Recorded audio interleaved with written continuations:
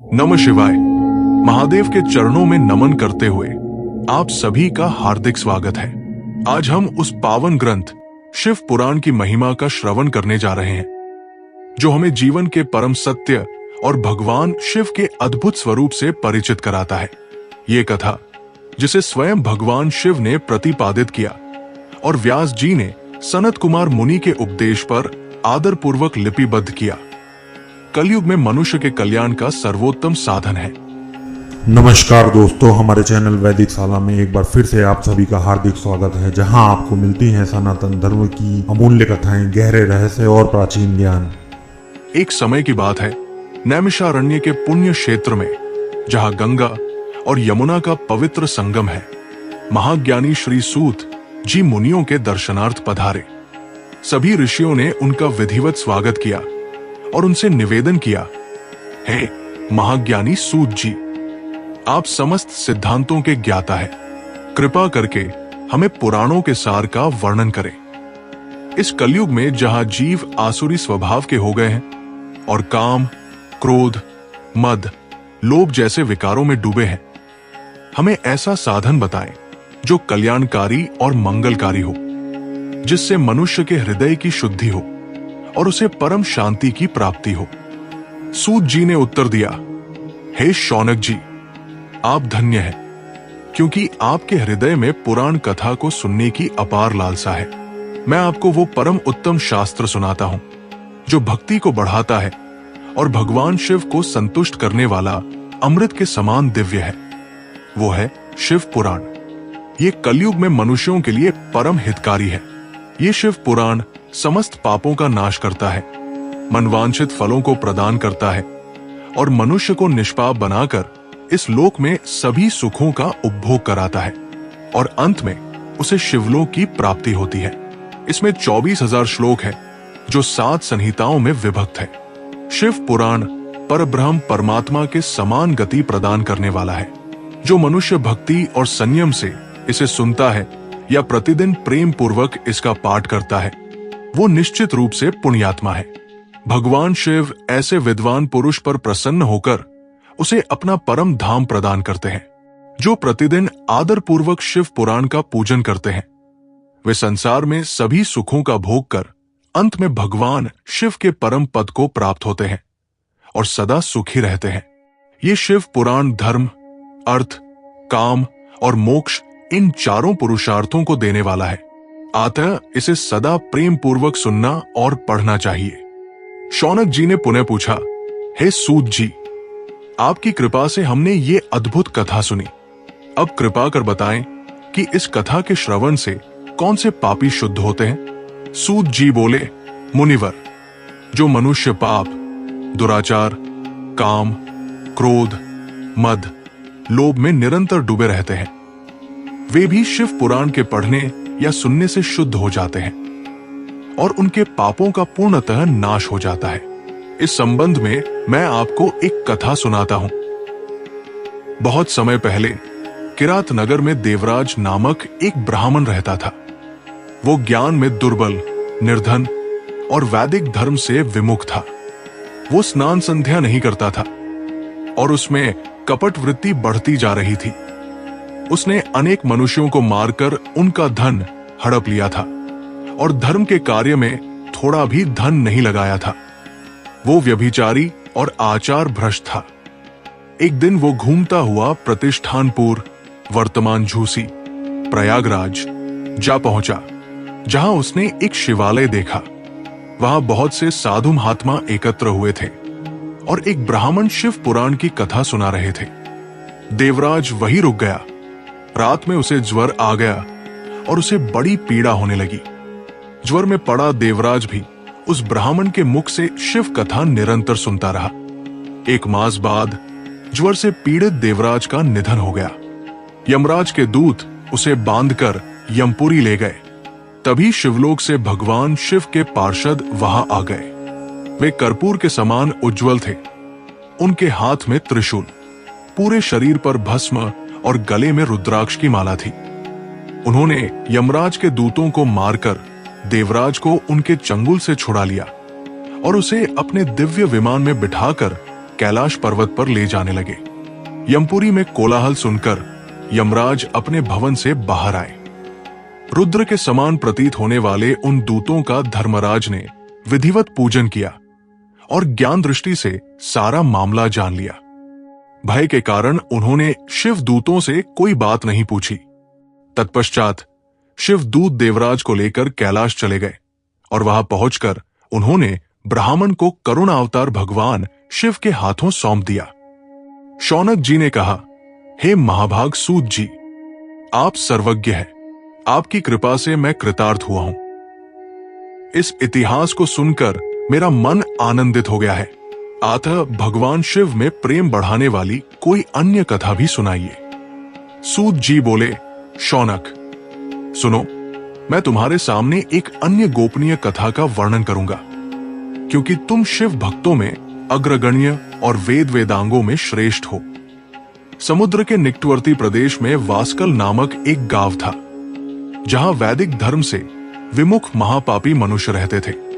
वे सभी दुष्ट स्वभाव के थे और उनका मन दूषित विषय भोगों में ही लगा रहता था। वे देवताओं और भाग्य पर विश्वास नहीं करते थे। वे सभी कुटिल वृत्ति वाले थे, खेती करते थे और विभिन्न प्रकार के अस्त्र शस्त्र रखते थे। वे व्यभिचारी थे और इस बात से पूर्णतः अनजान थे कि ज्ञान, वैराग्य और सद्धर्म ही मनुष्य के लिए परम पुरुषार्थ है। वे सभी पशु बुद्धि वाले थे। वहां की स्त्रियां भी बुरे स्वभाव की, स्वेच्छाचारिणी, पाप में डूबी हुई और कुटिल सोच वाली थी। वे सभी सद्व्यवहार और सदाचार से सर्वथा शून्य थी। वास्कल नामक गांव में बिंदु नाम का एक ब्राह्मण रहता था। वो अधर्मी, दुराचारी और महापापी था। उसकी स्त्री बहुत सुंदर थी। उसका नाम चंचला था। वो सदा उत्तम धर्म का पालन करती थी, परंतु बिंदु व्यभिचारी था। इस तरह कुकर्म करते हुए बहुत समय बीत गया। उसकी स्त्री काम से पीड़ित होने पर भी, स्वधर्म नाश के भय से क्लेश सहकर भी काफी समय तक धर्म भ्रष्ट नहीं हुई, परंतु आगे चलकर वो भी अपने दुराचारी पति के आचरण से प्रभावित होकर दुराचार और अपने धर्म से विमुख हो गई। इस तरह दुराचार में डूबे हुए उन पति पत्नी का बहुत सा समय व्यर्थ बीत गया। वेश्यागामी, दूषित बुद्धि वाला वो दुष्ट ब्राह्मण बिंदु समयानुसार मृत्यु को प्राप्त हो गया और नरक में चला गया। बहुत दिनों तक नरक के दुखों को भोगकर वो मूढ़ बुद्धि पापी विंध्य पर्वत पर भयंकर पिशाच हुआ। इधर उस दुराचारी बिंदु के मर जाने पर वो चंचला नामक स्त्री बहुत समय तक पुत्रों के साथ अपने घर में रहती रही। पति की मृत्यु के बाद वो भी अपने धर्म से गिरकर परपुरुषों का संग करने लगी। एक दिन देवयोग से किसी पुण्य पर्व के आने पर वो अपने भाई बंधुओं के साथ गोकर्ण क्षेत्र में गई। उसने तीर्थ के जल में स्नान किया और बंधुजनों के साथ यत्र तत्र घूमने लगी। घूमते घूमते वो एक देव मंदिर में गई। वहां उसने एक ब्राह्मण के मुख से भगवान शिव की परम पवित्र और मंगलकारी कथा सुनी। कथावाचक ब्राह्मण कह रहे थे, जो स्त्रियां व्यभिचार करती हैं, वे मरने के बाद जब यमलोक जाती हैं, तो यमराज के दूत उन्हें तरह तरह से यंत्रणा देते हैं। वे उनके कामांगों को दंड से दागते हैं और लौह के पुरुष से उनका संसर्ग कराते हैं। ये सारे दंड इतनी वेदना देने वाले होते हैं कि जीव पुकार पुकार कर कहता है कि अब वो ऐसा नहीं करेगा, लेकिन यमदूत उसे छोड़ते नहीं। कर्मों का फल तो सभी को भोगना पड़ता है। देव, ऋषि, मनुष्य सभी इससे बंधे हुए हैं। ब्राह्मण के मुख से ये वैराग्य बढ़ाने वाली कथा सुनकर चंचला भय से व्याकुल हो गई। कथा समाप्त होने पर सभी लोग वहां से चले गए। तब कथा वाचने वाले ब्राह्मण देवता से चंचला ने कहा, हे ब्राह्मण, धर्म को न जानने के कारण मेरे द्वारा बहुत दुराचार हुआ है। स्वामी, मेरे ऊपर कृपा कर मेरा उद्धार कीजिए। आपके प्रवचन को सुनकर मुझे इस संसार से वैराग्य हो गया है। मुझ मूढ़ चित्त वाली पापनी को धिक्कार है। मैं निंदा के योग्य हूं। मैं बुरे विषय में फंसकर अपने धर्म से विमुख हो गई थी। कौन मुझ जैसी कुमार्ग में मन लगाने वाली पापनी का साथ देगा? जब यमदूत मेरे गले में फंदा डालकर मुझे बांध कर ले जाएंगे और नरक में मेरे शरीर के टुकड़े करेंगे। तब मैं कैसे उन महायातनाओं को सहन कर पाऊंगी? मैं सब प्रकार से नष्ट हो गई हूं, क्योंकि अभी तक मैं हर तरह से पाप में डूबी रही हूं। हे ब्राह्मण, आप मेरे गुरु हैं, आप ही मेरे माता पिता हैं। मैं आपकी शरण में आई हूं। मुझ अबला का अब आप ही उद्धार कीजिए। सूत जी कहते हैं, शौनक, इस प्रकार विलाप करती हुई चंचला ब्राह्मण देवता के चरणों में गिर पड़ी। तब ब्राह्मण ने उसे कृपा पूर्वक उठाया। ब्राह्मण बोले, नारी, तुम सौभाग्यशाली हो जो भगवान शंकर की कृपा से तुमने वैराग्यपूर्ण शिव पुराण की कथा सुनकर समय रहते अपनी गलती का एहसास कर लिया है। तुम डरो मत और भगवान शिव की शरण में जाओ। उनकी परम कृपा से तुम्हारे सभी पाप नष्ट हो जाएंगे। मैं तुम्हें भगवान शिव की कथा सहित वो मार्ग बताऊंगा जिसके द्वारा तुम्हें सुख देने वाली उत्तम गति प्राप्त होगी। शिव कथा सुनने से तुम्हारी बुद्धि शुद्ध हो गई है और तुम्हें पश्चाताप हुआ है तथा मन में वैराग्य उत्पन्न हुआ है। पश्चाताप ही पाप करने वाले पापियों के लिए सबसे बड़ा प्रायश्चित है। पश्चाताप ही पापों का शोधक है। इससे ही पापों की शुद्धि होती है। सत्पुरुषों के अनुसार पापों की शुद्धि के लिए प्रायश्चित पश्चाताप से ही संपन्न होता है। जो मनुष्य अपने कुकर्म के लिए पश्चाताप नहीं करता वो उत्तम गति प्राप्त नहीं करता, परंतु जिसने अपने कुकृत्य पर हार्दिक पश्चाताप होता है वो अवश्य उत्तम गति का भागीदार होता है। इसमें कोई संदेह नहीं है। शिव पुराण की कथा सुनने से चित्त की शुद्धि और मन निर्मल हो जाता है। शुद्ध चित्त में ही भगवान शिव और पार्वती का वास होता है। वो शुद्ध आत्मा पुरुष सदा शिव के पद को प्राप्त होता है। ये कथा सभी मनुष्यों के लिए कल्याणकारी है, अतः इसकी आराधना और सेवा करनी चाहिए। ये कथा भवबंधन रूपी रोग का नाश करने वाली है। भगवान शिव की कथा सुनकर हृदय में उसका मनन करना चाहिए। इससे चित्त की शुद्धि होती है। चित्त शुद्धि होने से ज्ञान और वैराग्य के साथ महेश्वर की भक्ति निश्चय ही प्रकट होती है तथा उनके अनुग्रह से दिव्य मुक्ति प्राप्त होती है। जो मनुष्य माया के प्रति आसक्त है वही इस संसार बंधन से मुक्त नहीं हो पाता। हे ब्राह्मण पत्नी, तुम अन्य विषयों से अपने मन को हटाकर भगवान शंकर की इस पावन कथा को सुनो। इससे तुम्हारे चित्त की शुद्धि होगी और तुम्हें मोक्ष की प्राप्ति होगी। जो मनुष्य निर्मल हृदय से भगवान शिव के चरणों का चिंतन करता है उसकी एक ही जन्म में मुक्ति हो जाती है। सूत जी कहते हैं, शौनक, ये कहकर वे ब्राह्मण चुप हो गए। उनका हृदय करुणा से भर गया। वे ध्यान में मग्न हो गए। ब्राह्मण का ये उपदेश सुनकर चंचला के नेत्रों में आनंद के आंसू छलक आए। वो हर्ष भरे हृदय से ब्राह्मण देवता के चरणों में गिर पड़ी और हाथ जोड़कर बोली, मैं कृतार्थ हो गई। हे ब्राह्मण, शिव भक्तों में श्रेष्ठ स्वामी, आप धन्य हैं। आप परमार्थदर्शी हैं और सदा परोपकार में लगे रहते हैं। साधु, मैं नरक के समुद्र में गिर रही हूं। कृपा कर मेरा उद्धार कीजिए। जिस पौराणिक व अमृत के समान सुंदर शिव पुराण कथा की बात आपने की है उसे सुनकर ही मेरे मन में वैराग्य उत्पन्न हुआ है। उस अमृतमय शिव पुराण कथा को सुनने के लिए मेरे मन में बड़ी श्रद्धा हो रही है। कृपया आप मुझे उसे सुनाइए। सूत जी कहते हैं, शिव पुराण की कथा सुनने की इच्छा मन में लिए हुए चंचला उन ब्राह्मण देवता की सेवा में वही रहने लगी। उस गोकर्ण नामक महाक्षेत्र में उन ब्राह्मण देवता के मुख से चंचला शिव पुराण की भक्ति, ज्ञान और वैराग्य बढ़ाने वाली और मुक्ति देने वाली परम उत्तम कथा सुनकर कृतार्थ हुई। उसका चित्त शुद्ध हो गया। वो अपने हृदय में शिव के सगुण रूप का चिंतन करने लगी। वो सदैव शिव के सच्चिदानंद स्वरूप का स्मरण करती थी। तत्पश्चात अपना समय पूर्ण होने पर चंचला ने बिना किसी कष्ट के अपना शरीर त्याग दिया। उसे लेने के लिए एक दिव्य विमान वहां पहुंचा। ये विमान शोभा साधनों से सजा और शिव गणों से सुशोभित था। चंचला विमान से शिवपुरी पहुंची।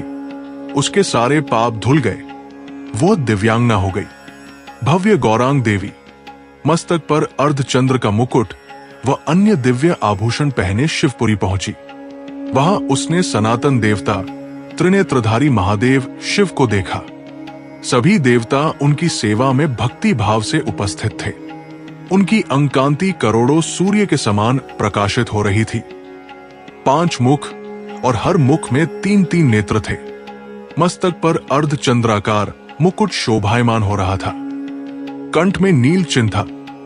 उनके साथ में देवी गौरी विराजमान थी, जो विद्युत पूंज के समान प्रकाशित हो रही थी। महादेव जी की कांति कपूर के समान गौर थी। उनके शरीर पर श्वेत वस्त्र थे तथा शरीर श्वेत भस्म से युक्त था। इस प्रकार भगवान शिव के परमोज्वल रूप के दर्शन कर चंचला बहुत प्रसन्न हुई। उसने भगवान को बारंबार प्रणाम किया और हाथ जोड़कर प्रेम, आनंद और संतोष से युक्त हो विनीत भाव से खड़ी हो गई। उसके नेत्रों से आनंद अश्रु की धारा बहने लगी। भगवान शंकर एवं भगवती गौरी उमा ने करुणा के साथ सौम्य दृष्टि से देखकर चंचला को अपने पास बुलाया। गौरी उमा ने उसे प्रेम पूर्वक अपनी सखी बना लिया। चंचला सुखपूर्वक भगवान शिव के धाम में उमा देवी की सखी के रूप में निवास करने लगी। शौनक जी ने सूत जी से पूछा, हे महाज्ञानी सूत जी, आपने शिव पुराण की महिमा का अत्यंत अद्भुत वर्णन किया। अब कृपा करके विद्येश्वर संहिता का भी विस्तार पूर्वक वर्णन करें, जिससे हमें भगवान शिव के परम स्वरूप और उनकी महिमा का और भी गहन ज्ञान प्राप्त हो। सूत जी बोले, हे शौनक जी, सुनो, अब मैं तुम्हें विद्येश्वर संहिता का वर्णन सुनाता हूं, जो भगवान शिव के गुणों, उनकी आराधना विधि और उनके परम तत्व को प्रकट करती है। ये संहिता सभी संहिताओं में श्रेष्ठ है और परब्रह्म शिव के ही समान फल देने वाली है। एक बार की बात है, इस संपूर्ण सृष्टि में जब केवल जल ही जल था और कुछ भी दिखाई नहीं देता था, उस निराकार और निर्विकार स्थिति में एक विशाल लिंग का प्राकट्य हुआ। ये लिंग असीम और अनादि था, जिसका न तो आदि था न अंत। ये स्वयं प्रकाशमान था और सभी दिशाओं को अपनी कांति से प्रकाशित कर रहा था। उसी समय उस जल में भगवान विष्णु क्षीर सागर में शेषनाग की शैया पर योग निद्रा में लीन थे। उनके नाभि कमल से ब्रह्मा जी का प्राकट्य हुआ, जो सृष्टि की रचना के लिए कटिबद्ध थे। जब ब्रह्मा जी ने अपने चारों ओर जल ही जल देखा और कहीं भी कोई ठोस भूमि नहीं मिली, तो उन्हें स्वयं के प्राकट्य और इस सृष्टि के उद्देश्य को लेकर भ्रम हुआ। तभी उन्हें यह विशाल तेजोमय लिंग दिखाई दिया। ब्रह्मा जी ने सोचा कि मैं ही इस सृष्टि का आदि कारण हूं और मेरे अतिरिक्त कोई अन्य श्रेष्ठ नहीं है। इधर भगवान विष्णु योग निद्रा से जागृत हुए। जब उन्होंने ब्रह्मा जी को अपने नाभि कमल से प्रकट हुए देखा, तो उनके मन में भी श्रेष्ठता का भाव उत्पन्न हुआ। उन्होंने ब्रह्मा जी से पूछा, हे पुत्र, तुम कौन हो और कहां से आए हो? ब्रह्मा जी ने उत्तर दिया, हे तात, आप कौन है? मैं ही इस सृष्टि का रचयिता हूं और सभी देवों में श्रेष्ठ हूं। यह सुनकर भगवान विष्णु हंसे और बोले, ये अज्ञान की बात है पुत्र, तुम मेरे नाभि कमल से प्रकट हुए हो। मैं ही संपूर्ण सृष्टि का पालन करता हूं और समस्त देवताओं का स्वामी हूं। इस प्रकार सृष्टिकर्ता ब्रह्मा और पालनकर्ता विष्णु के बीच अपनी अपनी श्रेष्ठता को लेकर भीषण विवाद छिड़ गया। दोनों ही स्वयं को सर्वोच्च सिद्ध करने में लगे थे। उनकी ये बहस इतनी तीव्र हो गई कि तीनों लोकों में हाहाकार मच गया। तभी उन दोनों के बीच एक अद्भुत विशाल अग्निस्तंभ प्रकट हुआ। यह स्तंभ इतना विशाल था कि इसका आदि और अंत कहीं दिखाई नहीं देता था।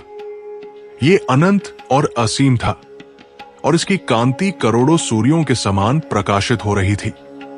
ब्रह्मा जी और विष्णु जी दोनों ही इस अद्भुत स्तंभ को देखकर आश्चर्यचकित रह गए। ब्रह्मा जी और विष्णु जी ने निर्णय किया कि वे इस स्तंभ के आदि और अंत का पता लगाएंगे, ताकि ये जान सके कि ये क्या है और इसकी श्रेष्ठता कितनी है। ब्रह्मा जी ने हंस का रूप धारण किया और स्तंभ के ऊपरी सिरे का पता लगाने के लिए आकाश की ओर उड़ान भरी। भगवान विष्णु ने वराह का रूप धारण किया और स्तंभ के निचले सिरे का पता लगाने के लिए पाताल की ओर प्रस्थान किया। हजारों वर्ष बीत गए, परंतु न तो ब्रह्मा जी को स्तंभ का ऊपरी सिरा मिला और न ही विष्णु जी को निचला सिरा। दोनों ही थककर, हार मानकर उसी स्थान पर लौट आए जहां से वे चले थे। वे स्तंभ के समक्ष विनम्र भाव से खड़े हो गए। तभी उस अग्निस्तंभ से कार की ध्वनि के साथ भगवान शिव का प्राकट्य हुआ। उनके शरीर पर भस्म लगी थी, गले में रुद्राक्ष की माला थी, हाथ में त्रिशूल था और उनके मस्तक पर चंद्रमा शोभायमान था। भगवान शिव ने मुस्कुराते हुए ब्रह्मा और विष्णु से कहा, हे पुत्रों, तुम दोनों व्यर्थ ही अपनी श्रेष्ठता को लेकर विवाद कर रहे थे। मैं ही परम सत्ता हूं, आदि और अंत से रहित, और इस संपूर्ण सृष्टि का सृजन, पालन और सहार करने वाला हूं। तुम दोनों मेरे ही स्वरूप हो। ब्रह्मा मेरे सृजन करता स्वरूप है और विष्णु मेरे पालन करता स्वरूप। मैं ही वह परम ज्योति हूं जो सभी को प्रकाशित करता है।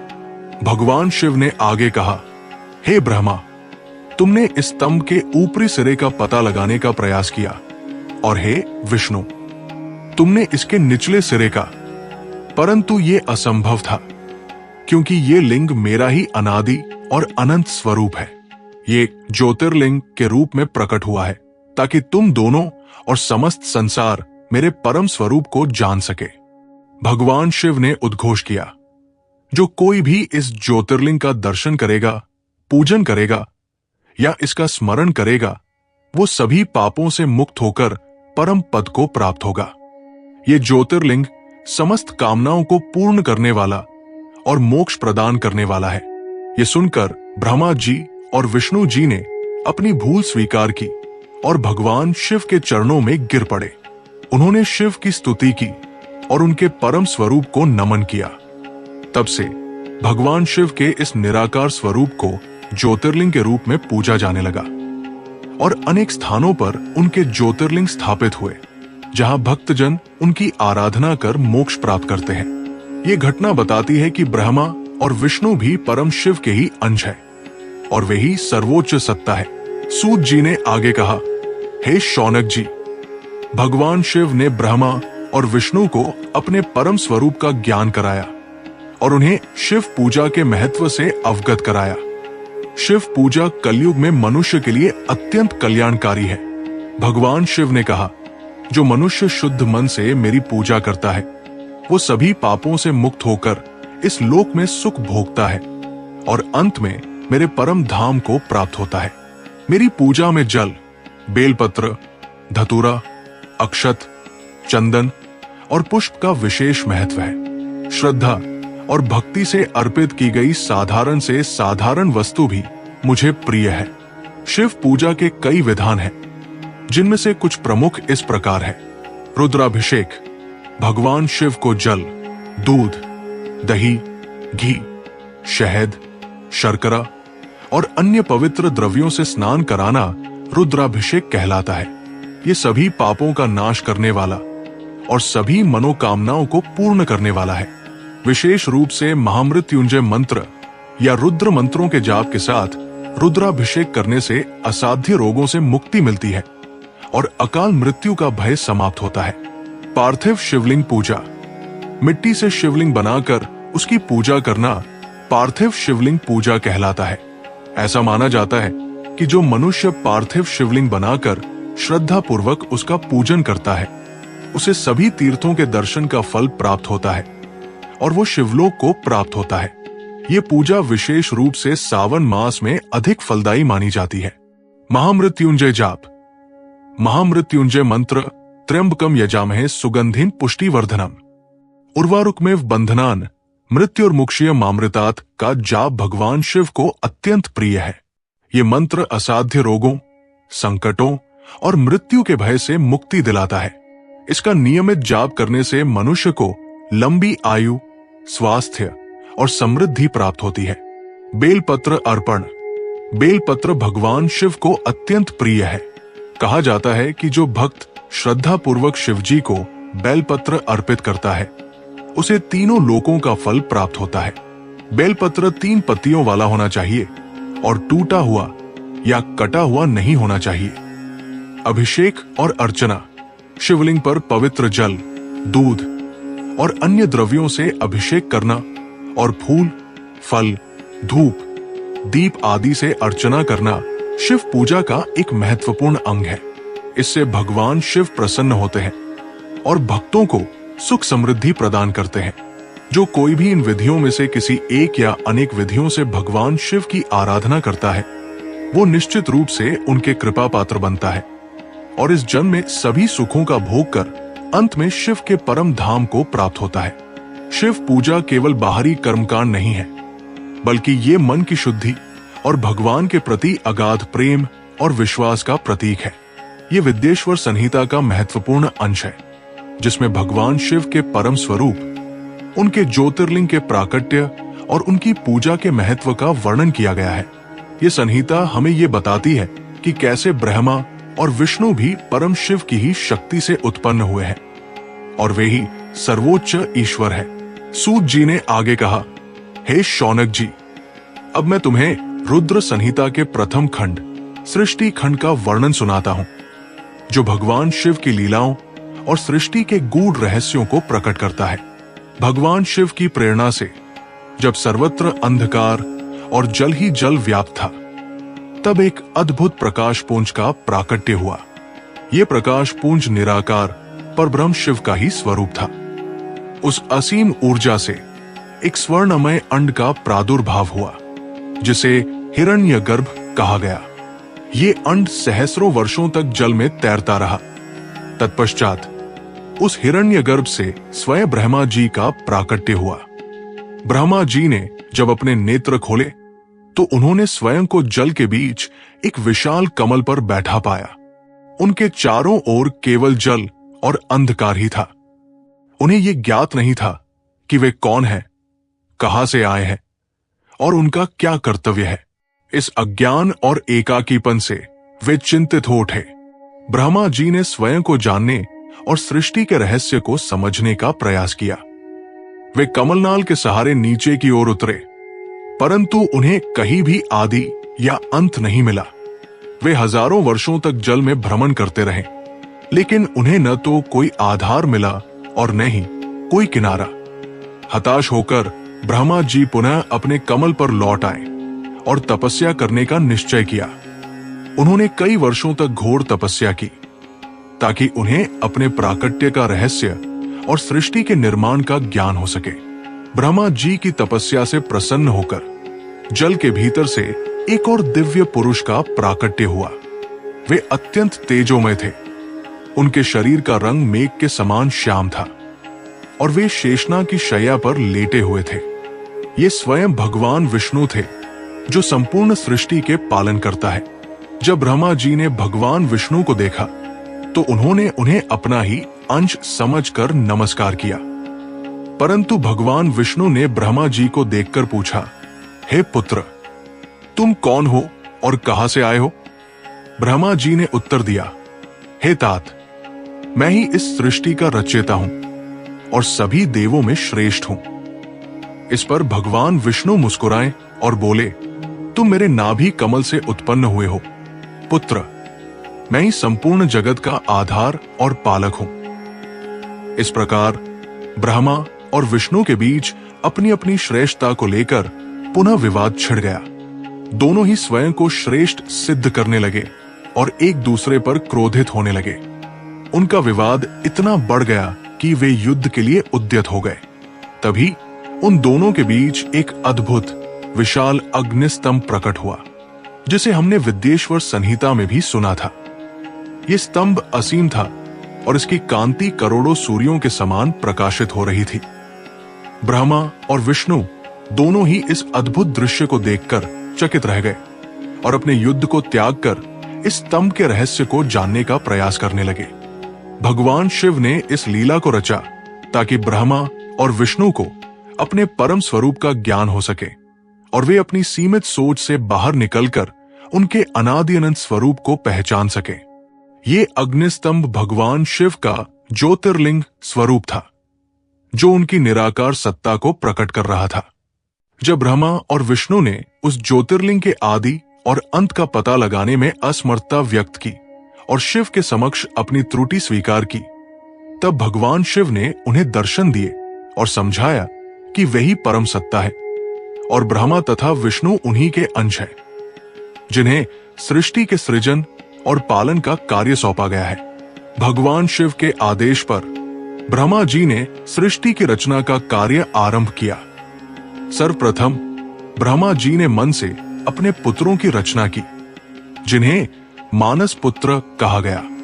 इनमें सनक, सनंदन, सनातन, सनत कुमार, नारद, दक्ष, मरीचि, अत्रि, अंगिरा, पुलस्त्य, पुलह, क्रतु, भृगु, वशिष्ठ आदि प्रमुख थे।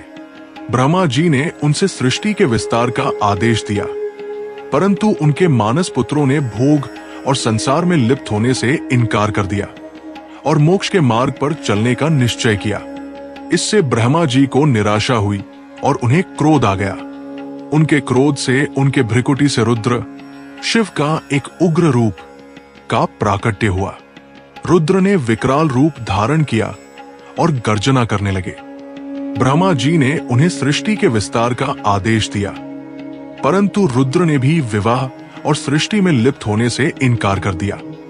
ब्रह्मा जी ने उन्हें कई नाम दिए और उनसे निवेदन किया कि वे जीवों के कष्टों का हरण करें।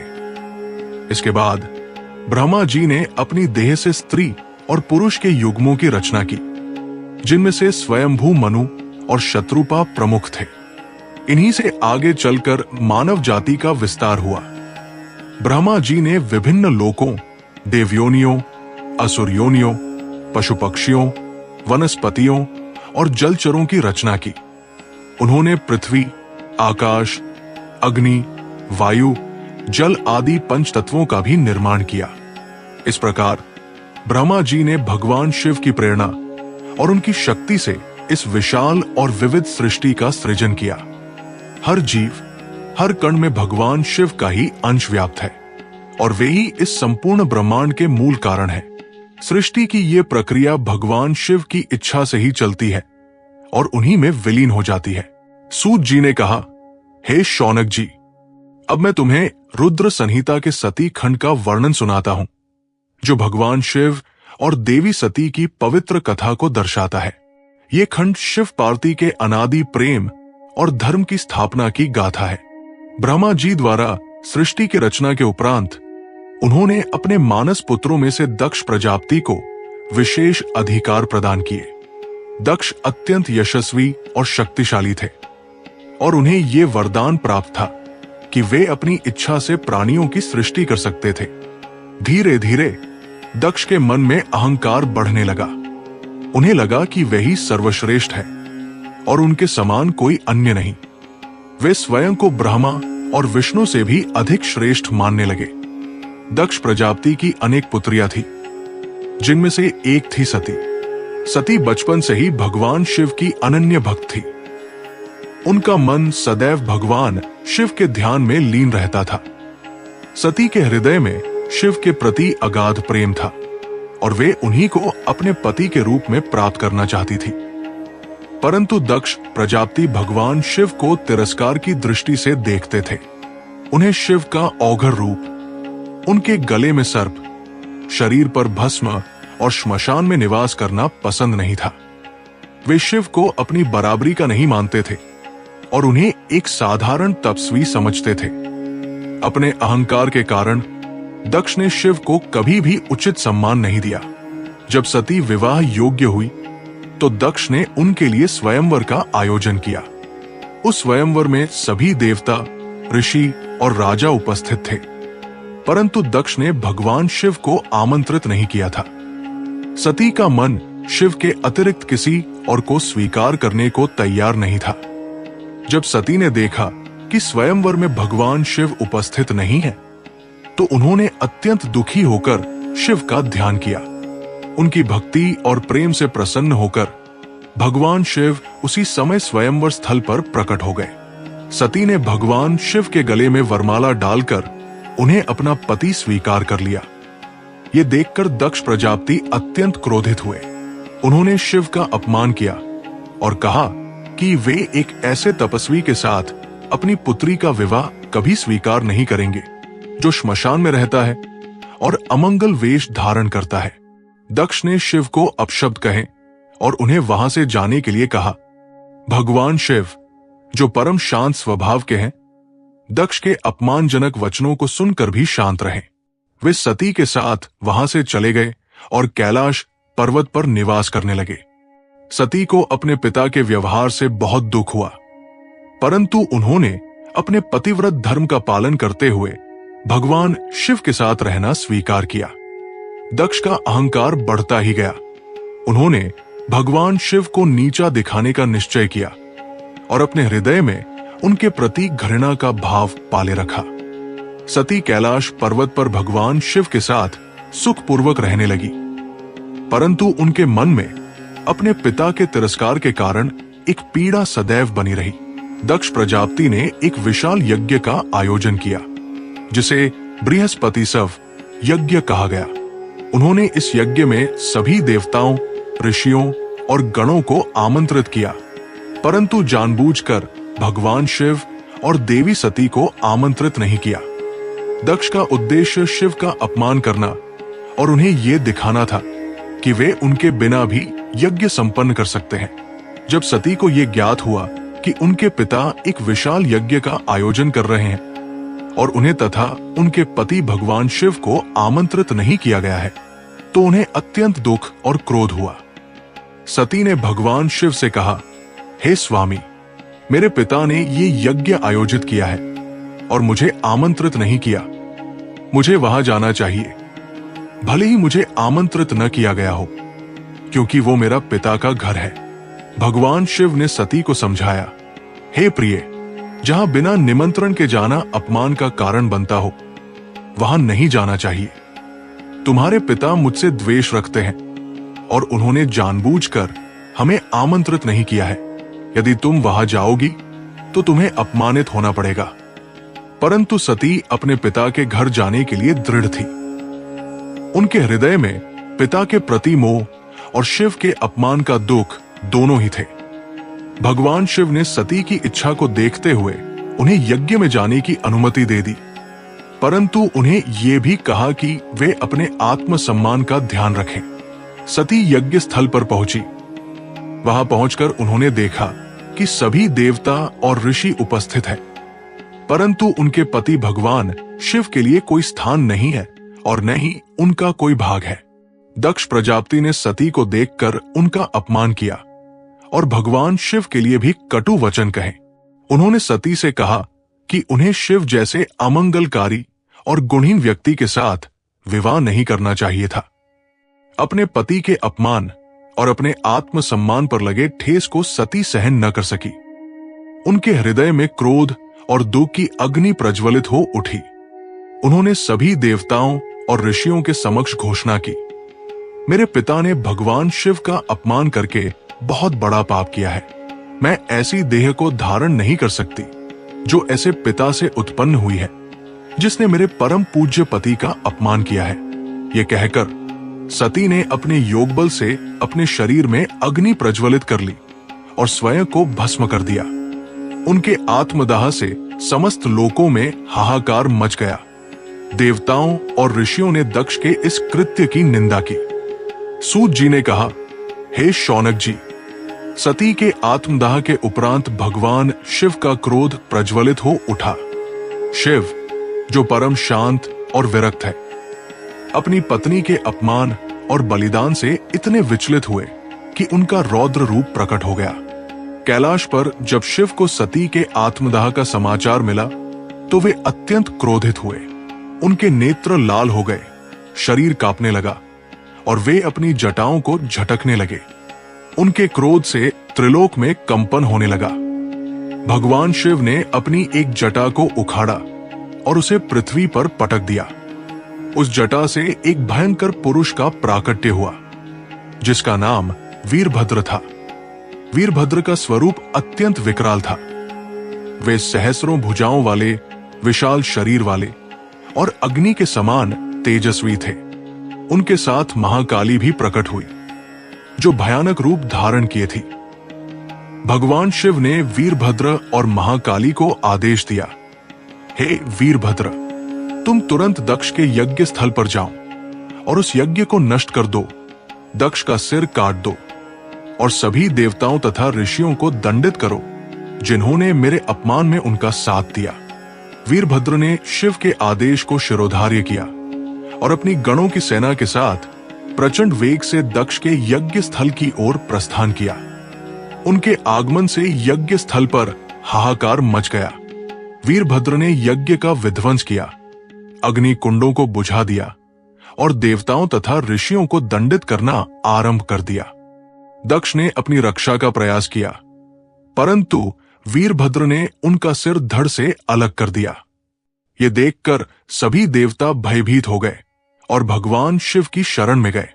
उन्होंने शिव से क्षमा याचना की और उनसे शांत होने का निवेदन किया। तब भगवान शिव ने अपने क्रोध को शांत किया और देवताओं के अनुरोध पर दक्ष को पुनर्जीवित किया, परंतु उनके कटे हुए सिर के स्थान पर एक बकरे का सिर लगा दिया। ये दक्ष के अहंकार का परिणाम था और उन्हें ये ज्ञात कराने के लिए था कि अहंकार का अंत कितना बुरा होता है। सती के आत्मदाह के उपरांत वे हिमालय पर्वत और मैना देवी की पुत्री के रूप में पुनः अवतरित हुई। उनका नाम पार्वती पड़ा। पार्वती बचपन से ही अत्यंत रूपवती, गुणवान और सुशील थी। पूर्व जन्म के संस्कारों के कारण उनके हृदय में भगवान शिव के प्रति अगाध प्रेम था। जैसे जैसे पार्वती बड़ी होती गई, शिव के प्रति उनका प्रेम और गहरा होता गया। वे दिन रात शिव के ध्यान में लीन रहने लगी। हिमालय और मैना देवी भी अपनी पुत्री के हृदय में शिव के प्रति इस अनन्य प्रेम को देखकर प्रसन्न थे, परंतु वे जानते थे कि शिव को प्राप्त करना आसान नहीं है। इधर तारकासुर नामक एक शक्तिशाली राक्षस ने तीनों लोकों में आतंक मचा रखा था। उसे ये वरदान प्राप्त था कि उसका वध केवल भगवान शिव और पार्वती के पुत्र द्वारा ही संभव था। सभी देवता तारकासुर के अत्याचारों से त्रस्त थे और वे भगवान शिव से प्रार्थना कर रहे थे कि वे विवाह करें और एक पुत्र को जन्म दे जो तारकासुर का वध कर सके। देवताओं ने कामदेव को भगवान शिव को मोहित करने के लिए भेजा ताकि शिव के हृदय में पार्वती के प्रति प्रेम उत्पन्न हो सके, परंतु भगवान शिव जो परम योगी है, कामदेव के प्रभाव से विचलित नहीं हुए। उन्होंने अपने तीसरे नेत्र से कामदेव को भस्म कर दिया। कामदेव के भस्म होने से सभी देवता चिंतित हो गए, क्योंकि उन्हें लगा कि अब शिव कभी विवाह नहीं करेंगे। कामदेव के भस्म होने के बाद पार्वती को यह ज्ञात हुआ कि भगवान शिव को प्राप्त करने का एकमात्र मार्ग घोर तपस्या है। उन्होंने विवाह का विचार त्याग दिया और शिव को पति रूप में पाने के लिए कठोर तपस्या करने का निश्चय किया। पार्वती ने अपने शरीर को अनेक कष्ट दिए। उन्होंने वर्षों तक अन्न जल त्याग कर केवल पत्तों का सेवन किया और अंत में पत्तों का भी त्याग कर दिया, जिससे वे अपर्णा कहलाई। वे गर्मी में अग्नि के बीच बैठी और सर्दी में बर्फ के बीच तपस्या करती रही। उनकी तपस्या की कठोरता से तीनों लोग कांप उठे।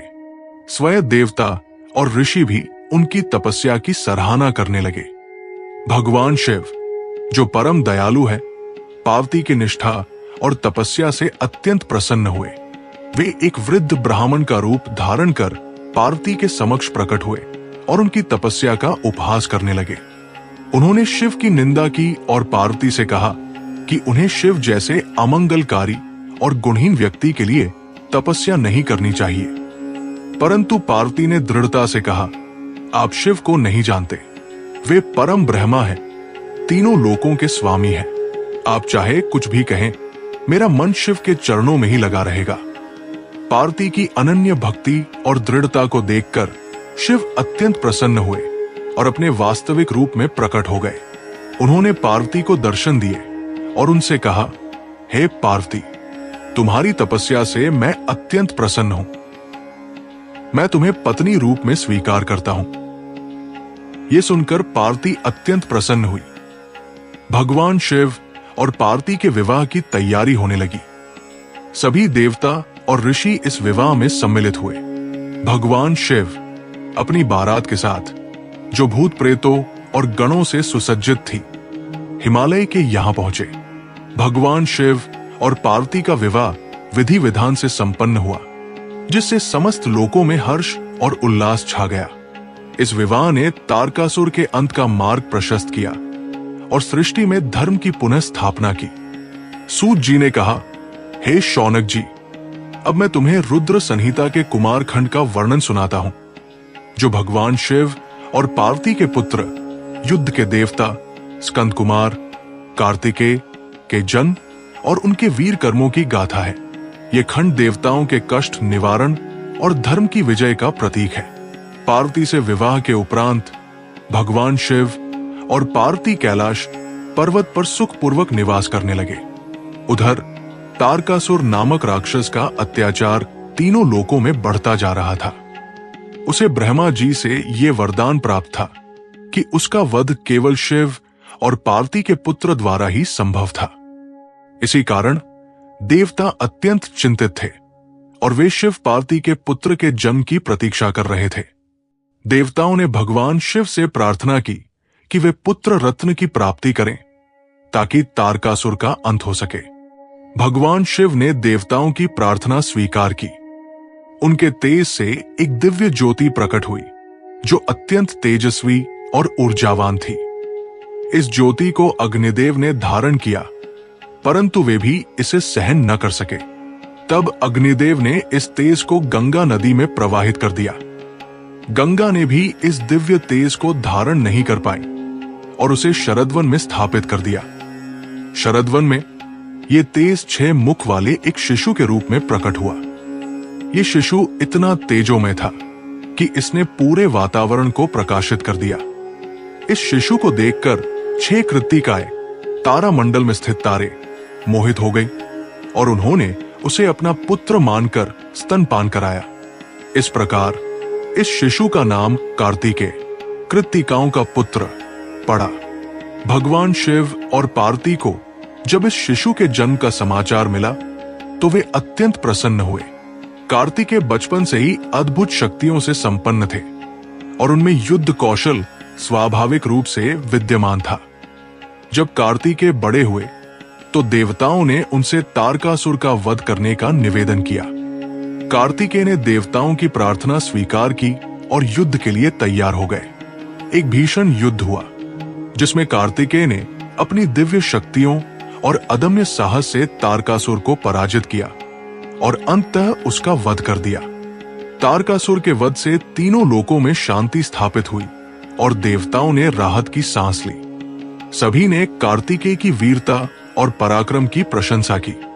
एक बार देवताओं ने भगवान शिव से पूछा कि गणेश और कार्तिकेय में से कौन बड़ा है। इस पर भगवान शिव ने एक प्रतियोगिता आयोजित की। उन्होंने कहा कि जो कोई भी तीनों लोकों की परिक्रमा करके सबसे पहले वापस आएगा, वही श्रेष्ठ माना जाएगा। कार्तिकेय अपने वाहन मयूर पर बैठकर तुरंत तीनों लोकों की परिक्रमा के लिए निकल पड़े। वे अत्यंत वेग से यात्रा करने लगे।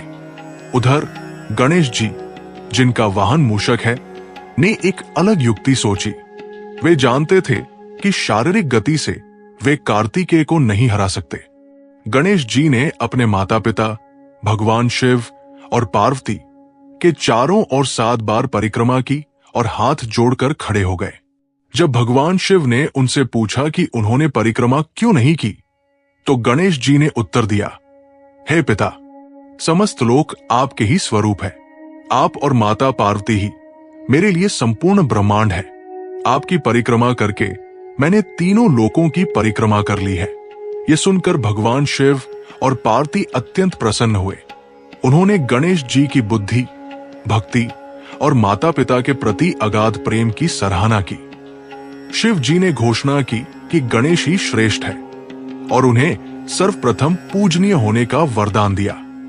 जब कार्तिकेय तीनों लोकों की परिक्रमा करके वापस लौटे तो उन्होंने देखा कि गणेश पहले ही स्थान पर उपस्थित है और उन्हें श्रेष्ठ घोषित किया जा चुका है। कार्तिकेय को इस बात का दुख हुआ और वे कुछ समय के लिए रूठकर क्रौंच पर्वत पर चले गए। कार्तिकेय के क्रौंच पर्वत पर चले जाने के कारण माता पार्वती और भगवान शिव बहुत दुखी हुए। वे कार्तिकेय को मनाने के लिए क्रौंच पर्वत पर गए। जब कार्तिकेय ने अपने माता पिता को आते देखा तो वे और आगे बढ़ गए। तब भगवान शिव ने उस उत्तम स्थान पर जहां उनके पुत्र कार्तिकेय ने तपस्या की थी, स्वयं मल्लिकार्जुन नामक ज्योतिर्लिंग के रूप में स्थापित हो गए। आज भी देवी पार्वती के साथ भगवान शिव मल्लिकार्जुन ज्योतिर्लिंग के रूप में वही विराजमान है। ये ज्योतिर्लिंग भक्तों की सभी मनोकामनाओं को पूर्ण करता है और सभी पापों का नाश करता है। उस दिन से शिव और पार्वती दोनों अपने पुत्र कार्तिकेय को ढूंढने के लिए अमावस्या को शिव और पूर्णिमा के दिन पार्वती जी क्रौंच पर्वत पर जाते हैं। जो भी मनुष्य स्वामी कार्तिकेय के दर्शन अथवा पूजन करता है, उसके सभी पाप नष्ट हो जाते हैं और उसे मनवांछित फलों की प्राप्ति होती है। सभी देवता और ऋषि गण भी इस दिन कार्तिकेय के दर्शनों को जाते हैं। सूत जी ने कहा, हे शौनक, मैंने तुम्हें समस्त पापों का नाश करने वाले श्री गणेश और कार्तिकेय के चरित्र को सुनाया है। जो भी मनुष्य भक्ति भाव से इसे पढ़ता, सुनता अथवा सुनाता है, उसके सभी मनोरथ पूर्ण होते हैं। ये कथा पाप नाशक, सुख देने वाली और मोक्ष दिलाने वाली है। सूत जी ने कहा, हे शौनक जी, अब मैं तुम्हें शिव पुराण की धर्म संहिता का वर्णन सुनाता हूं, जो धर्म के गूढ़ सिद्धांतों, मानव जीवन के कर्तव्यों और विभिन्न आश्रमों के महत्व को प्रकट करती है। ये संहिता मनुष्य को धार्मिक जीवन जीने और परम कल्याण प्राप्त करने का मार्ग दिखाती है। धर्म ही मनुष्य जीवन का आधार है। धर्म के बिना जीवन अर्थहीन और उद्देश्यहीन हो जाता है। भगवान शिव ने स्वयं कहा है कि धर्म का पालन करने वाला ही मुझे प्रिय है। धर्म का अर्थ केवल पूजा पाठ करना नहीं है, बल्कि सत्य, अहिंसा, दया, दान, परोपकार, इंद्रिय निग्रह और सभी प्राणियों के प्रति प्रेम का भाव रखना भी धर्म ही है। जो मनुष्य धर्म के मार्ग पर चलता है, वो इस लोक में सुख भोगता है और परलोक में भी उसे उत्तम गति प्राप्त होती है। मानव जीवन को 4 प्रमुख आश्रमों में विभाजित किया गया है, ताकि मनुष्य अपने जीवन के प्रत्येक चरण में उचित कर्तव्यों का पालन कर सके और अंततः मोक्ष को प्राप्त कर सके। ये 4 आश्रम हैं। ब्रह्मचर्याश्रम, ये आश्रम जीवन के प्रारंभिक काल से लेकर लगभग 25 वर्ष की आयु तक होता है। इस अवस्था में मनुष्य को गुरु के सानिध्य में रहकर विद्या अध्ययन करना चाहिए। उसे ब्रह्मचर्य का पालन करना चाहिए, इंद्रियों पर नियंत्रण रखना चाहिए और ज्ञानार्जन पर ध्यान केंद्रित करना चाहिए। ब्रह्मचारी को गुरु का आदर करना चाहिए और अनुशासन में रहना चाहिए। इस आश्रम का मुख्य उद्देश्य शारीरिक, मानसिक और आध्यात्मिक रूप से स्वयं को भविष्य के लिए तैयार करना है। गृहस्थ आश्रम, ये आश्रम विवाह के उपरांत आरंभ होता है और लगभग 50 वर्ष की आयु तक चलता है। ये आश्रम सभी आश्रमों में श्रेष्ठ माना गया है, क्योंकि अन्य सभी आश्रम इसी पर आश्रित होते हैं। गृहस्थ को धर्म पूर्वक धन कमाना चाहिए, परिवार का पालन पोषण करना चाहिए, अतिथि सत्कार करना चाहिए और 5 महायज्ञों, देव यज्ञ, पितृ यज्ञ, भूत यज्ञ, मनुष्य यज्ञ, ब्रह्मा यज्ञ का पालन करना चाहिए। गृहस्थ को समाज के प्रति अपने कर्तव्यों का भी निर्वहन करना चाहिए और धर्म, अर्थ, काम का संतुलन बनाए रखना चाहिए। वानप्रस्थाश्रम, ये आश्रम गृहस्थ जीवन के बाद लगभग 50 वर्ष की आयु से 75 वर्ष की आयु तक होता है। इस अवस्था में मनुष्य को सांसारिक मोह माया का त्याग कर वन में जाकर तपस्या करनी चाहिए। उसे धीरे धीरे गृहस्थी के कार्यों से विरक्त होकर आध्यात्मिक साधना पर अधिक ध्यान देना चाहिए। वानप्रस्थी को संयमित जीवन जीना चाहिए और ईश्वर का चिंतन करना चाहिए। संन्यास आश्रम, ये आश्रम जीवन के अंतिम चरण में लगभग 75 वर्ष की आयु के बाद होता है। इस अवस्था में मनुष्य को पूर्ण रूप से सांसारिक बंधनों का त्याग कर संन्यास ले लेना चाहिए। उसे किसी भी प्रकार के संग्रह या आसक्ति से मुक्त होकर केवल मोक्ष की प्राप्ति पर ध्यान केंद्रित करना चाहिए। सन्यासी को भिक्षा पर जीवन यापन करना चाहिए और निरंतर ईश्वर का ध्यान करना चाहिए। इन चारों आश्रमों का पालन करने से मनुष्य धर्म, अर्थ, काम और मोक्ष इन चारों पुरुषार्थों को प्राप्त कर सकता है। सूत जी ने आगे कहा, हे शौनक, धर्म संहिता में दान, तप और सत्य के महत्व पर भी विशेष बल दिया गया है। ये तीनों ही मनुष्य के कल्याण के लिए अत्यंत आवश्यक है। दान परम धर्म है। जो मनुष्य श्रद्धा पूर्वक अपनी कमाई का कुछ अंश दूसरों के कल्याण के लिए दान करता है, उसे अनंत पुण्य की प्राप्ति होती है। दान केवल धन का ही नहीं, बल्कि विद्या का, अन्न का, वस्त्र का और ज्ञान का भी होना चाहिए। अन्नदान, विद्यादान, कन्यादान और गोदान को विशेष रूप से पुण्यदायक माना गया है। दान देने वाले के मन में अहंकार नहीं होना चाहिए और दान केवल पात्र व्यक्ति को ही देना चाहिए। तपस्या इंद्रियों पर नियंत्रण प्राप्त करने और मन को शुद्ध करने का एक महत्वपूर्ण साधन है। तपस्या शारीरिक कष्ट सहना नहीं है, बल्कि मन और इंद्रियों को वश में करके एकाग्रता के साथ ईश्वर का ध्यान करना है। विभिन्न प्रकार के व्रत, उपवास, ध्यान और योग भी तपस्या के ही अंग है। तपस्या से आत्मशुद्धि होती है, पापों का नाश होता है और आध्यात्मिक शक्ति बढ़ती है। सत्य का पालन करना सबसे बड़ा धर्म है। सत्य बोलने वाला मनुष्य सभी देवताओं को प्रिय होता है। सत्य केवल वाणी में ही नहीं, बल्कि मन और कर्म में भी होना चाहिए।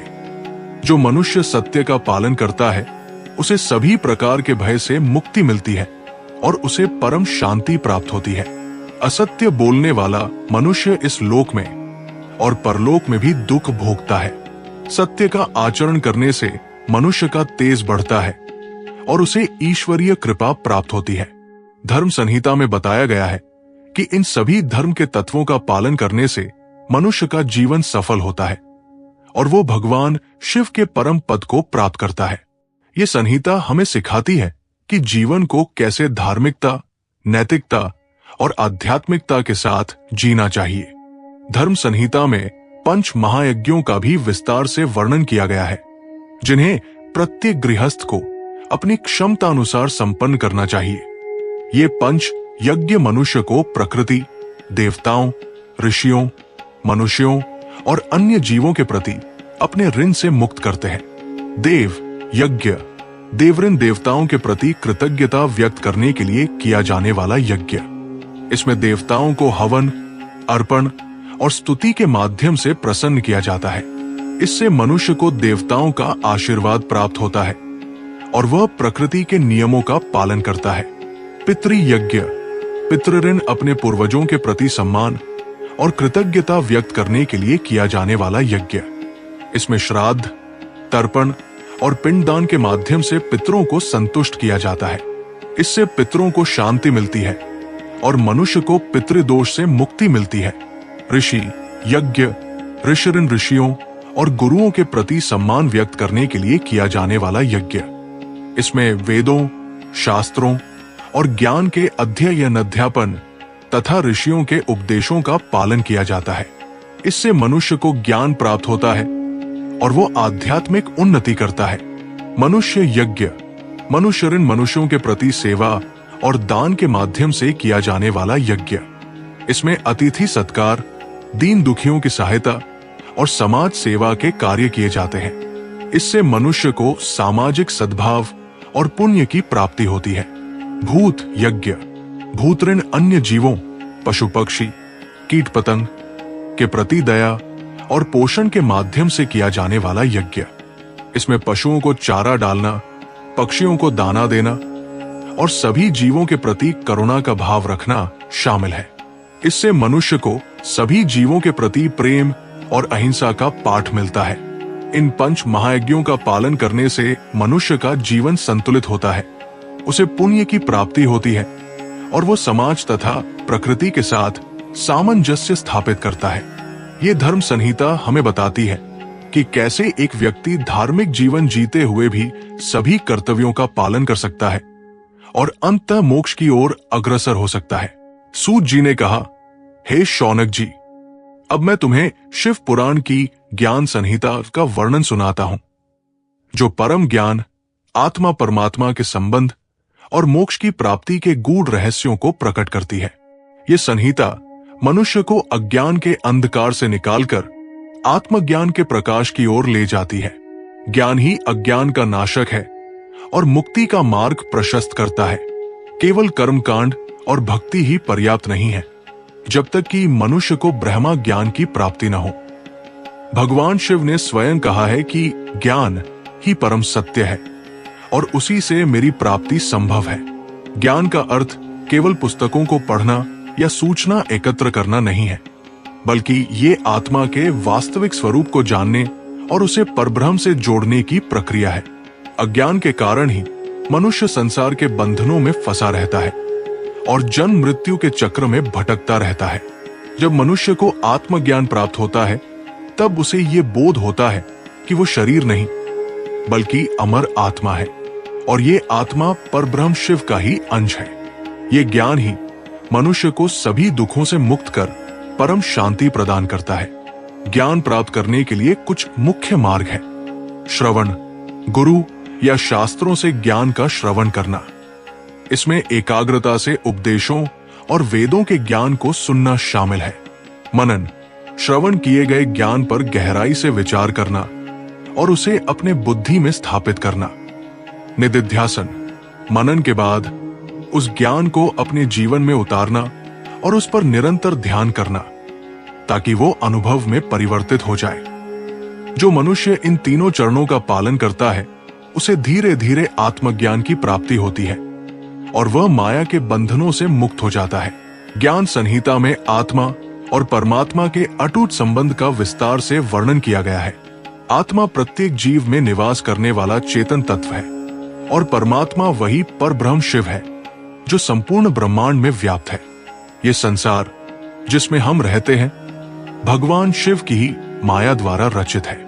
ये क्षणभंगुर और परिवर्तनशील है। मनुष्य इस माया के भ्रम में फंसकर स्वयं को शरीर और मन तक सीमित कर लेता है और अपने वास्तविक स्वरूप को भूल जाता है। जब उसे ज्ञान होता है तब वो ये समझता है कि अह ब्रह्मास्मि, मैं ब्रह्मा हूं और तत्वमसि, वो तुम ही हो। ये ज्ञान उसे अद्वैत की ओर ले जाता है जहां आत्मा और परमात्मा में कोई भेद नहीं रहता। ब्रह्मा का स्वरूप ज्ञान संहिता में अनिर्वचनीय बताया गया है। ब्रह्मा निराकार, निर्गुण, अनादि, अनंत और सर्वव्यापी है। वो सभी गुणों से परे है, फिर भी सभी गुणों का आधार है। वो सभी रूपों से परे है, फिर भी सभी रूपों का उद्गम है। वो सभी द्वंद्वों से मुक्त है। न वो स्त्री है, न पुरुष, न शुभ, न अशुभ। वो केवल सच्चिदानंद है, अर्थात अस्तित्व, चेतना और परमानंद। भगवान शिव ही उस परब्रह्म के साकार रूप है जो भक्तों के कल्याण के लिए विभिन्न रूपों में प्रकट होते हैं। उनका निराकार स्वरूप ही ब्रह्मा है और उनका सगुण रूप भक्तों को ज्ञान मार्ग पर चलने में सहायता करता है। ज्ञान से ही मनुष्य शिव के इस निराकार और साकार दोनों स्वरूपों को समझ पाता है। ज्ञान संहिता में आत्मा और परमात्मा के अटूट संबंध का विस्तार से वर्णन किया गया है। आत्मा प्रत्येक जीव में निवास करने वाला चेतन तत्व है और परमात्मा वही परब्रह्म शिव है जो संपूर्ण ब्रह्मांड में व्याप्त है। ये संसार जिसमें हम रहते हैं भगवान शिव की ही माया द्वारा रचित है। ये क्षणभंगुर और परिवर्तनशील है। मनुष्य इस माया के भ्रम में फंसकर स्वयं को शरीर और मन तक सीमित कर लेता है और अपने वास्तविक स्वरूप को भूल जाता है। जब उसे ज्ञान होता है तब वो ये समझता है कि अह ब्रह्मास्मि, मैं ब्रह्मा हूं और तत्वमसि, वो तुम ही हो। ये ज्ञान उसे अद्वैत की ओर ले जाता है जहां आत्मा और परमात्मा में कोई भेद नहीं रहता। ब्रह्मा का स्वरूप ज्ञान संहिता में अनिर्वचनीय बताया गया है। ब्रह्मा निराकार, निर्गुण, अनादि, अनंत और सर्वव्यापी है। वो सभी गुणों से परे है, फिर भी सभी गुणों का आधार है। वो सभी रूपों से परे है, फिर भी सभी रूपों का उद्गम है। वो सभी द्वंद्वों से मुक्त है। न वो स्त्री है, न पुरुष, न शुभ, न अशुभ। वो केवल सच्चिदानंद है, अर्थात अस्तित्व, चेतना और परमानंद। भगवान शिव ही उस परब्रह्म के साकार रूप है जो भक्तों के कल्याण के लिए विभिन्न रूपों में प्रकट होते हैं। उनका निराकार स्वरूप ही ब्रह्मा है और उनका सगुण रूप भक्तों को ज्ञान मार्ग पर चलने में सहायता करता है। ज्ञान से ही मनुष्य शिव के इस निराकार और साकार दोनों स्वरूपों को समझ पाता है। ज्ञान संहिता में मुक्ति के दो मुख्य प्रकारों का वर्णन किया गया है, जीवन मुक्ति और विदेह मुक्ति। जीवन मुक्ति वो अवस्था है जब मनुष्य इसी जीवन में शरीर में रहते हुए ही मोक्ष को प्राप्त कर लेता है। ये तब होता है जब उसे आत्मज्ञान हो जाता है और वह माया के बंधनों से मुक्त हो जाता है। जीवन मुक्त व्यक्ति संसार में रहते हुए भी संसार से अलिप्त रहता है। उसे सुख दुख, लाभानी, मान अपमान आदि द्वंद्व प्रभावित नहीं करते। वो सभी कर्मों को निष्काम भाव से करता है और उनका फल नहीं चाहता। वो सभी प्राणियों में ईश्वर का दर्शन करता है और सभी के प्रति संभाव रखता है। जीवन मुक्त व्यक्ति स्वयं प्रकाशमान होता है और दूसरों को भी ज्ञान का मार्ग दिखाता है। विदेह मुक्ति वो अवस्था है जब मनुष्य शरीर त्यागने के बाद पूर्ण रूप से मोक्ष को प्राप्त करता है। ये वो परम अवस्था है जहां आत्मा परब्रह्म में विलीन हो जाती है और जन्म मृत्यु के चक्र से हमेशा के लिए मुक्त हो जाती है। विदेह मुक्त आत्मा को पुनः संसार में आने की आवश्यकता नहीं पड़ती। वो परम शांति और आनंद को प्राप्त करती है और शिव के परम धाम में निवास करती है। ज्ञान संहिता हमें ये सिखाती है कि केवल कर्म और भक्ति ही नहीं बल्कि ज्ञान भी मोक्ष का एक अनिवार्य अंग है। जो मनुष्य ज्ञान के मार्ग पर चलता है वो अज्ञान के अंधकार से मुक्त होकर परम प्रकाश को प्राप्त करता है और अंततः भगवान शिव के साथ एकाकार हो जाता है। ये ज्ञान ही जीवन का अंतिम लक्ष्य है। सूत जी ने कहा, हे शौनक जी, अब मैं तुम्हें शिव पुराण की वायु संहिता का वर्णन सुनाता हूं, जो ब्रह्मांड की उत्पत्ति, विभिन्न लोकों के स्वरूप और वायु के महत्व को प्रकट करती है। ये संहिता हमें भगवान शिव की ब्रह्मांडीय लीलाओं और उनकी सर्वव्यापकता का ज्ञान कराती है। वायु, जिसे प्राण और जीवन शक्ति का प्रतीक माना गया है, इस संपूर्ण ब्रह्मांड में व्याप्त है।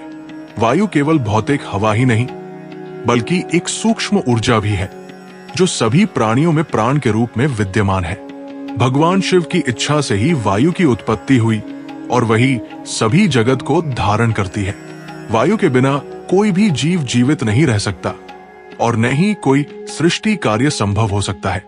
वायु संहिता में विभिन्न प्रकार की वायुओं का वर्णन किया गया है जो ब्रह्मांड में भिन्न भिन्न कार्य करती है। इनमें प्राण, अपान, व्यान, उदान और समान नामक पंच प्राण वायु प्रमुख है जो मनुष्य के शरीर में जीवन को संचालित करती है। इसके अतिरिक्त ब्रह्मांडीय स्तर पर भी वायु की अनेक शक्तियां कार्य करती है जो ग्रहों, नक्षत्रों और आकाश गंगाओं की गति को नियंत्रित करती है। वायु ही वो तत्व है जो सूक्ष्म से स्थूल तक सभी रूपों में विद्यमान है। ये सभी प्राणियों को गति प्रदान करती है, ध्वनि को एक स्थान से दूसरे स्थान तक ले जाती है और अग्नि को प्रज्वलित करती है।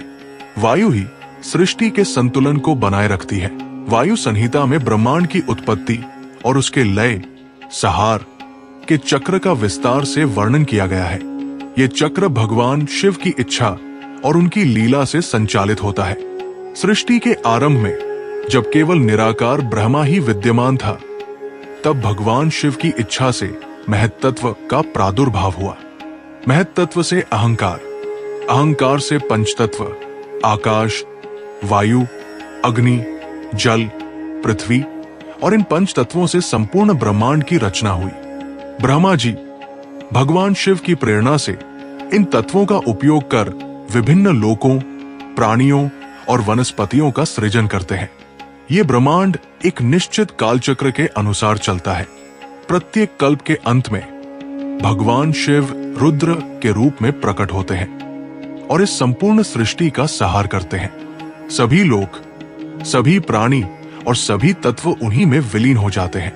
ये लय, प्रलय का समय होता है जब सब कुछ पुनः निराकार ब्रह्मा में समा जाता है। प्रलय के उपरांत पुनः भगवान शिव की इच्छा से नई सृष्टि का आरंभ होता है। ये सृष्टि और लय का चक्र अनादि काल से चलता आ रहा है और अनंत काल तक चलता रहेगा। ये भगवान शिव की असीम शक्ति और उनकी लीला का प्रतीक है। वायु संहिता हमें ये सिखाती है कि ये संसार क्षण भंगुर है और सब कुछ परिवर्तनशील है। केवल भगवान शिव ही शाश्वत और अपरिवर्तनशील है। हमें इस संसार के मोह से मुक्त होकर भगवान शिव के परम स्वरूप का ध्यान करना चाहिए। वायु संहिता में ब्रह्मांड में विद्यमान विभिन्न लोकों का भी वर्णन किया गया है, जिनमें देवी देवता, ऋषि और विभिन्न प्रकार के प्राणी निवास करते हैं। ये लोक स्थूल और सूक्ष्म दोनों प्रकार के होते हैं। पृथ्वी लोक, जहां मनुष्य, पशु, पक्षी और वनस्पतियां निवास करती है। ये कर्म क्षेत्र है जहां जीव अपने कर्मों के अनुसार फल प्राप्त करते हैं। भूवरलोक, ये पृथ्वी और स्वर्ग के बीच का लोक है, जहां कुछ सूक्ष्म प्राणी और पितर निवास करते हैं। स्वर्गलोक, ये देवताओं का निवास स्थान है, जहां पुण्य आत्माएं अपने शुभ कर्मों का फल भोगती है। महरलोक, जनलोक, तपलोक, सत्यलोक, ये उच्चतर लोक है जहां ऋषि, मुनि और परम ज्ञानी आत्माएं निवास करती है। ये लोक उत्तरोत्तर अधिक सूक्ष्म और पवित्र होते जाते हैं। ब्रह्मलोक, ये ब्रह्मा जी का निवास स्थान है, जहां से सृष्टि का संचालन होता है। वैकुंठ लोक, ये भगवान विष्णु का निवास स्थान है, जहां से वे सृष्टि का पालन करते हैं। कैलाश लोक, ये भगवान शिव का परम धाम है। कैलाश लोक सभी लोकों में सर्वोच्च और अत्यंत पवित्र है। यहाँ भगवान शिव अपनी पत्नी पार्वती, पुत्रों गणेश और कार्तिकेय और अपने गणों के साथ निवास करते हैं। कैलाश पर्वत केवल एक भौतिक पर्वत नहीं है, बल्कि ये एक आध्यात्मिक लोक है, जहाँ परम शांति और आनंद का अनुभव होता है। वायु संहिता में बताया गया है कि सभी लोक भगवान शिव की शक्ति से ही संचालित होते हैं और वे ही सभी लोकों के स्वामी हैं। जो मनुष्य भक्ति और ज्ञान से भगवान शिव की आराधना करता है, उसे अंततः कैलाश लोक में स्थान प्राप्त होता है और वो जन्म मृत्यु के चक्र से मुक्त हो जाता है। ये वायु संहिता हमें ब्रह्मांड के गूढ़ रहस्यों, जीवन और मृत्यु के चक्र और भगवान शिव की सर्वव्यापी सत्ता का ज्ञान कराती है। ये हमें सिखाती है कि कैसे वायु के माध्यम से भगवान शिव इस संपूर्ण सृष्टि को संचालित करते हैं। तो ये था शिव पुराण के पहले भाग का समापन, जिसमें हमने शिव पुराण महात्म्य से लेकर विद्येश्वर संहिता, रुद्र संहिता के विभिन्न खंडों जैसे सृष्टि खंड, सती खंड, पार्वती खंड, कुमार खंड और फिर धर्म संहिता व ज्ञान संहिता के साथ साथ वायु संहिता तक की यात्रा की हमने शिव की महिमा, सृष्टि के रहस्य और जीवन के महत्वपूर्ण सिद्धांतों को समझा। अगले भाग में हम सीधे भगवान शिव के पवित्र निवास कैलाश में प्रवेश करेंगे, क्योंकि हम शुरू करेंगे कैलाश संहिता। वहां हम शिव के विभिन्न रूपों, उनकी अलौकिक लीलाओं और उनसे जुड़े रहस्यों को गहराई से जानेंगे। कैलाश संहिता में शिव के सर्वोच्च स्वरूप, उनके ध्यान और योग के महत्व और उनके भक्तों के लिए मोक्ष के मार्ग का वर्णन है। ये यात्रा और भी रोमांचक और ज्ञानवर्धक होने वाली है, इसलिए बने रहिए हमारे साथ। अगर आपको ये वीडियो पसंद आया हो तो इसे लाइक करें, अपने दोस्तों और परिवार के साथ शेयर करें और हमारे चैनल को सब्सक्राइब करना न भूलें, ताकि आप शिव पुराण की इस दिव्य यात्रा के अगले पड़ाव को मिस न करें। मिलते हैं अगले वीडियो में, जहां हम कैलाश की ऊंचाइयों से शिव की असीम कृपा और ज्ञान को समझेंगे। जय शिव शंकर।